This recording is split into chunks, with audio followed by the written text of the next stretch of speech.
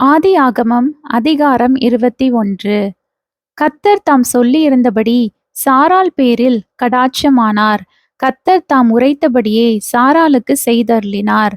Abraham முதிர் வயதாயிருக்கையில் சாராள் கர்ப்பவதியாகி தேவன் குறித்திருந்த காலத்திலே அவனுக்கு ஒரு குமாரனை பெற்றாள். அப்பொழுது ஆபிரகாம் தனக்கு சாராள் பெற்ற குமாரனுக்கு ஈசாக்கு என்று பெயரிட்டான். தன் குமாரனாகிய ஈசாக்கு பிறந்த 8ஆம் நாளிலே ஆபிரகாம் தனக்கு தேவன் கட்டளையிட்டிருந்தபடி அவனுக்கு விருத்த சேதனம் பண்ணினான்.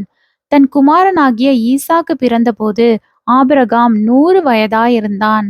அப்பொழுது சாராள், தேவன் என்னை நகைக்க பண்ணினார், இதை கேட்கிற யாவரும் என்னோடு கூட நகைப்பார்கள்.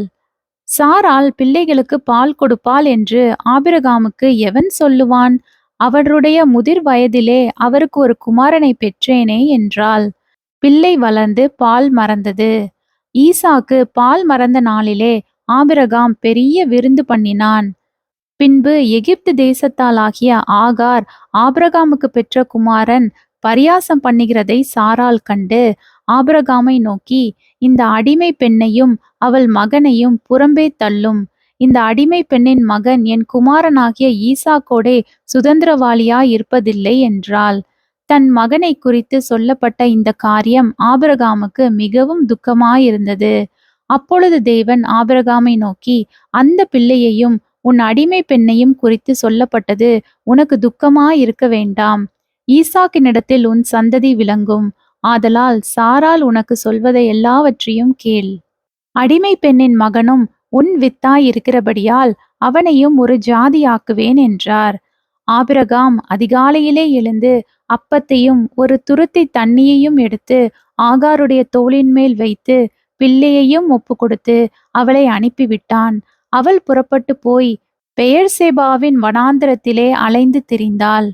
துருத்தியிலிருந்த தண்ணீர் செலவழிந்த பின்பு அவள் பிள்ளையை ஒரு செடியின் கீழே விட்டு, பிள்ளை சாகிறதை நான் பார்க்க மாட்டேன் என்று எதிராக அம்பு பாயும் தூரத்திலே போய் உட்கார்ந்து சத்தமிட்டு அழுதாள். தேவன் பிள்ளையின் சத்தத்தை கேட்டார். தேவதூதன் வானத்திலிருந்து ஆகாரை கூப்பிட்டு, ஆகாரே, உனக்கு என்ன சம்பவித்தது? பயப்படாதே, பிள்ளை இருக்கும் இடத்திலே தேவன் அவன் சத்தத்தை கேட்டார். நீ எழுந்து பிள்ளையை எடுத்து அவனை உன் கையினால் பிடித்து கொண்டு போ, அவனை பெரிய ஜாதியாக்குவேன் என்றார். தேவன் அவளுடைய கண்களை திறந்தார். அப்பொழுது அவள் ஒரு தண்ணீர் துறவை கண்டு போய் துரத்தியில் தண்ணீர் நிரப்பி பிள்ளைக்கு குடிக்க கொடுத்தாள். தேவன் பிள்ளையுடனே இருந்தார்.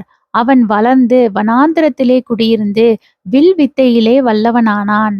அவன் பாரான் வனாந்திரத்திலே குடியிருக்கையில் அவனுடைய தாய் எகிப்து தேசத்தாளாகிய ஒரு பெண்ணை அவனுக்கு விவாகம் பண்ணுவித்தாள். அக்காலத்திலே அபிமெலேக்கும் அவன் சேனாதிபதியாகிய பீகோலும் ஆபிரகாமை நோக்கி, நீ செய்கிற காரியங்கள் எல்லாவற்றிலும் தேவன் உன்னோடே இருக்கிறார். ஆகையால் நீ எனக்காவது என் குமாரனுக்காவது என் பேரனுக்காவது வஞ்சனை செய்யாமல் நான் உனக்கு செய்த தயவின்படியே நீ எனக்கும் நீ தங்கியிருக்கிற இந்த தேசத்திற்கும் தயவு செய்வேன் என்று இங்கே தேவன் பேரில் எனக்கு ஆணையிட்டு கொடு என்றான். அதற்கு ஆபிரகாம், நான் ஆணையிட்டு கொடுக்கிறேன் என்றான். ஆனாலும் அபிமெலேக்குடைய வேலைக்காரர் கைவசப்படுத்தி கொண்ட துறவின் நிமித்தம் ஆபிரகாம் அபிமெலேக்கை கடிந்து கொண்டான். அதற்கு அபிமெலேக்கு, இந்த காரியத்தை செய்தவன் இன்னான் என்று எனக்கு தெரியாது, நீயும் எனக்கு அறிவிக்கவில்லை. இன்று நான் அதை கேட்டதே அன்றி இதற்கு முன் அதை நான் கேள்விப்பட்டதே இல்லை என்றான்.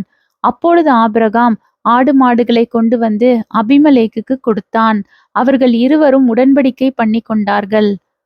ஆபிரகாம் 7 பெண்ணாட்டு குட்டிகளை தனியே நிறுத்தினான். அப்பொழுது அபிமெலேக்கு ஆபிரகாமை நோக்கி, நீ தனியே நிறுத்தின இந்த 7 பெண்ணாட்டு குட்டிகள் என்னத்திற்கு என்று கேட்டான்.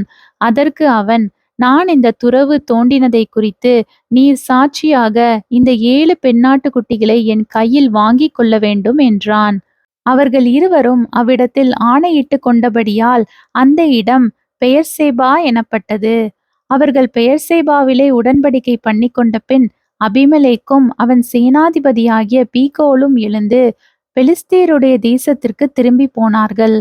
ஆபிரகாம் பெயர்செபாவிலே ஒரு தோப்பை உண்டாக்கி சதா காலமுள்ள தேவனாகிய கர்த்தருடைய நாமத்தை அவ்விடத்தில் தொழுது கொண்டான். ஆபிரகாம் பெலிஸ்தருடைய தேசத்தில் அநேக நாள் தங்கியிருந்தான்.